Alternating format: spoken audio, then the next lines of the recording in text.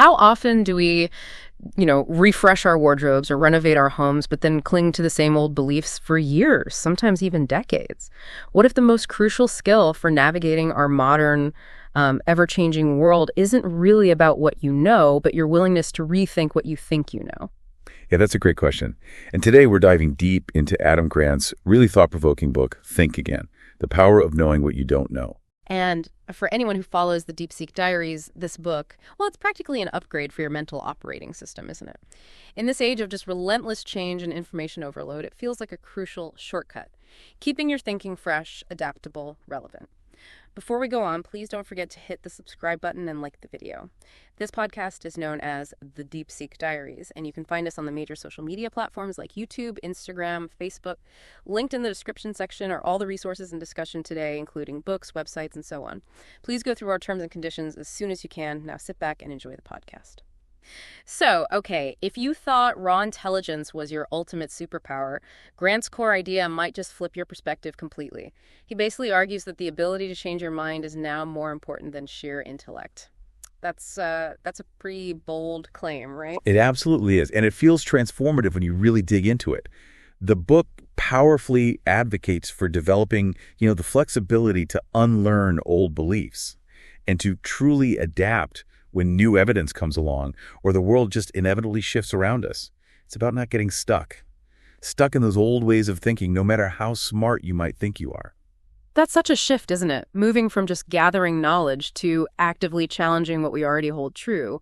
But if it's so important, why is it so incredibly difficult for us to actually do? Grant breaks that down really beautifully. He blends insights from psychology and self-help and lays out this clear framework for why we struggle. The book is sort of structured around three key areas. First, understanding why we struggle to take feedback and rethink our own assumptions, why it feels uncomfortable. Second, exploring how we can effectively help others rethink, which is just as hard, maybe harder. And third, thinking about how whole communities, even society, can shift to encourage more of this rethinking culture. It's about overcoming that natural human resistance, that cognitive discomfort. Yeah, and what I found really compelling were the real-world examples he uses. They just make these abstract ideas so concrete. Is there one that really stood out for you, one that just hammered home the danger of not rethinking? Oh, definitely. For me, the Space Shuttle Columbia disaster, February 1st, 2003. It's just incredibly stark. Grant uses it to show how overconfidence, dismissing prior incidents, like engineers downplaying warnings about foam striking the wing, led to such fatal outcomes. The real insight there, the blinkest moment maybe, is realizing that certainty itself can be the biggest blind spot. He links it right to the Dunning-Kruger effect, that bias where people with low ability overestimate their competence. He points out, if we're certain we know something, we have no reason to look for gaps and flaws in our knowledge. It's just a vivid illustration of how dangerous that unquestioned confidence can be. Wow. It really makes you wonder, doesn't it? How many times in our own lives or in our workplaces we might be clinging to some known truth that's actually holding us back. Or worse. But Grant doesn't just focus on the pitfalls, does he? What about examples where rethinking actually works, even in really unlikely situations? Right. He balances it out. He contrasts those dangers with great examples of rethinking in action. He talks about this fascinating research on rival American football teams, these groups with deeply ingrained rivalries, but they were able to actually work together, foster cooperation, and rethink that competitive mindset. It just shows that even really profoundly entrenched views can shift when people are willing to go through that sometimes uncomfortable process of challenging their assumptions.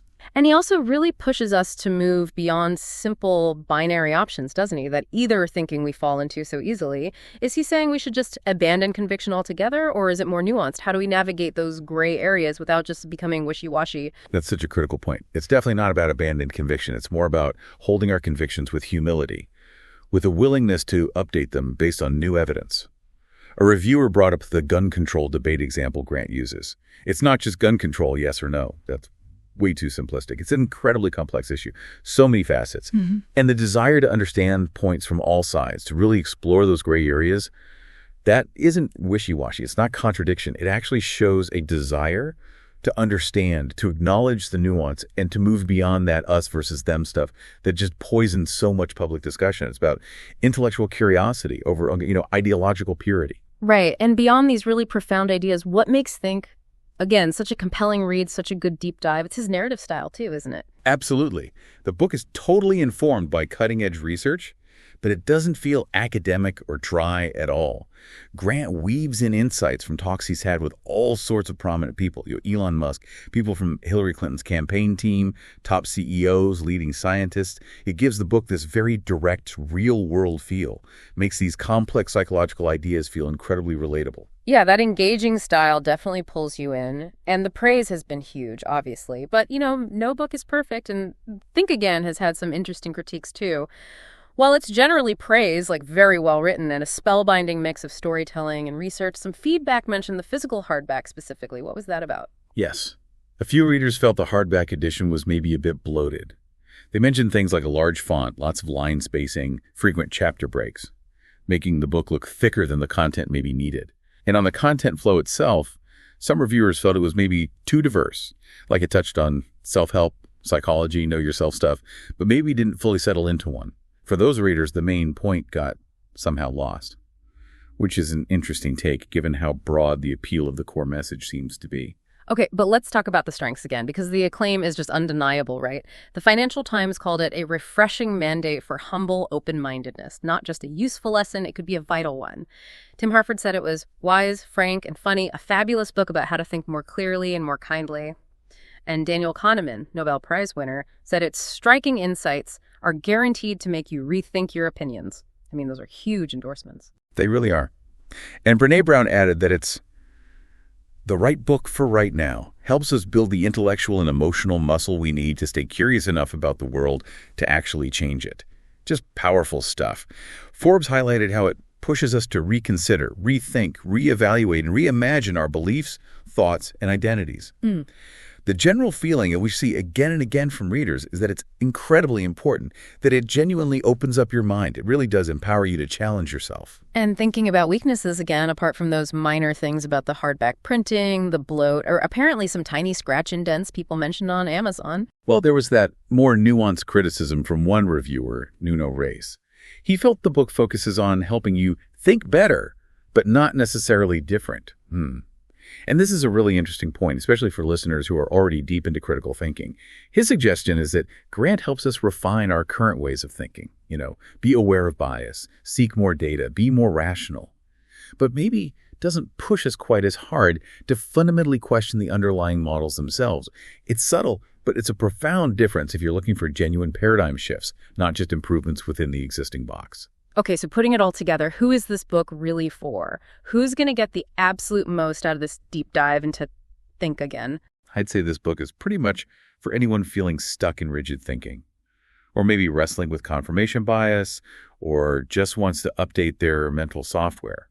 It's almost essential. It's definitely a must-read if you're trying to navigate our increasingly polarized world, trying to understand complexity and embrace those gray areas we talked about. If you want to lead better, interact better, or just learn better, yeah, this book is for you. It's especially valuable, I think, for people willing to examine the obvious, to question those deeply held beliefs, and cultivate some real intellectual humility. And it's not just theory, is it? It feels profoundly actionable.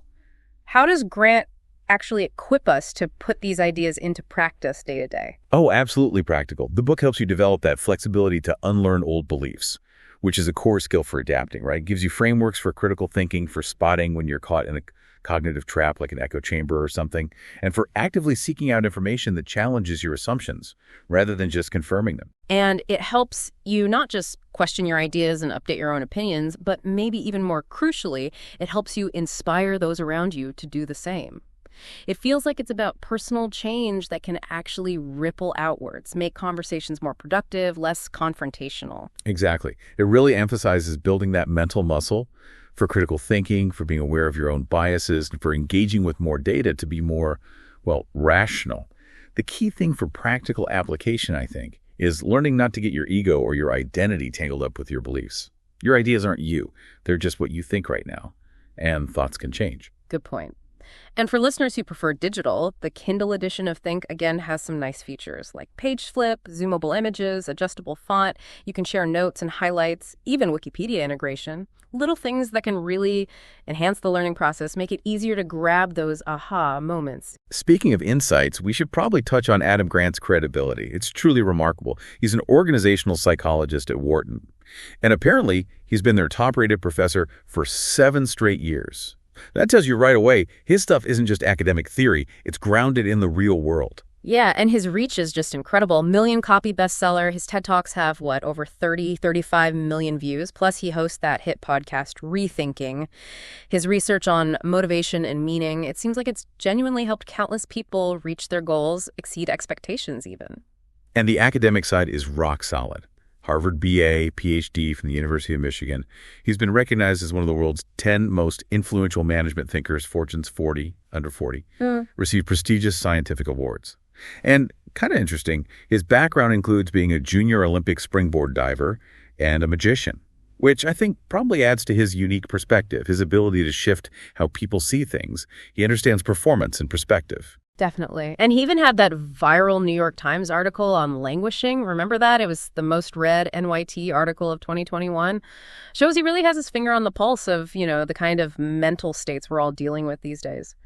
Okay, let's pivot to the social proof what actual readers are saying over on Amazon.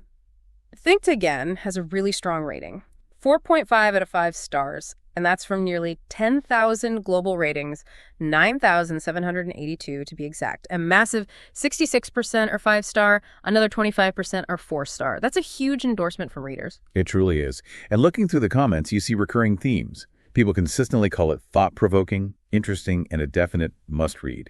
A lot of reviewers highlight its readability. They mentioned it contains good information in relatively few pages, which is pretty impressive for such a deep topic, right? Yeah. They like that blend of research and storytelling. And that core rethinking idea clearly hits home. You see comments about how it challenges how you think and why, how it encourages rethinking of your own assumptions, and also how it helps you encourage others to rethink their assumptions, and even pushes for society to rethink assumptions.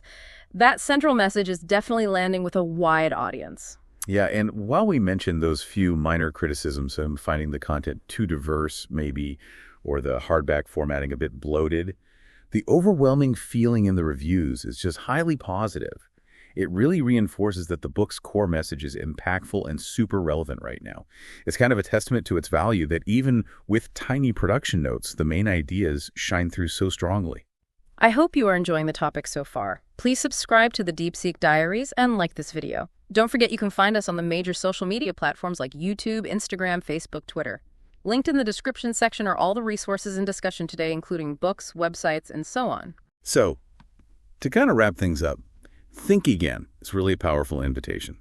An invitation to embrace humility and curiosity. It feels like an essential guide for continuous learning, for personal growth, just for helping you navigate complexity in a world that seems to demand constant adaptation. It equips you not just to get more knowledge, but to master the art of questioning it and updating it. So what does this all mean for you listening right now? Maybe think about this. What's one deeply held belief you have? Perhaps one you've never really truly questioned. Could you commit to rethinking just that one thing this week? Remember, the real power isn't always in being right. It's often in being willing to change your mind. I hope you have enjoyed today's deep dive into Adam Grant's Think Again here on the DeepSeek Diaries. Please don't forget to check out the linked resources in the description section, including where you can find this invaluable book. Hit the subscribe and like buttons as you head off if you haven't already. Until next deep dive, goodbye.